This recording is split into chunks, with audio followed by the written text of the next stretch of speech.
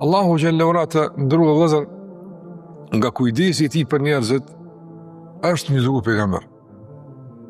Njerëzit zakonisht kur flasin për kujdesin e Allahut, për shembull për rrezikun, furnizimin e Allahut ndaj njerëzve, kryesisht fokusohen tek aspekti material. Allahu na ka dërguar ajër, Allahu na ka dërguar ujë, na ka dërguar ushqim, kujdes për ne është vërtet kjo.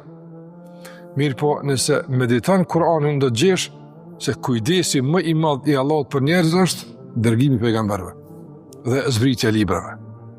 Çto është kujdesi i Allahut te barekualla? Dhe kjo më kuptu çka? Jam më kuptu se udhëzimet me të cilat ka dhënë pejgamber janë më të rëndësishme se ushqimet dhe pija. Për shembull, a mundesh me kalu një pjesë të ditës pa ushqim e pa pije?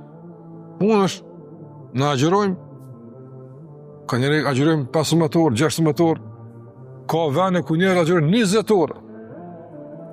20 orë nuk hanë as nuk pinë. Ka njëri që nuk hanë as nuk pinë, do shta me ditë. Për shkak të gjendjes së shëndetësore. Mirë pa mundi njëri me që jetën që duhet. Për shembull, disa momente, në 7 orë, pa udhëzim pejgamberëve, nuk mundesh. Për shkak se pejgamberët kanë ardhur me dritë, me udhëzim, me besim në Allahun te barekualla.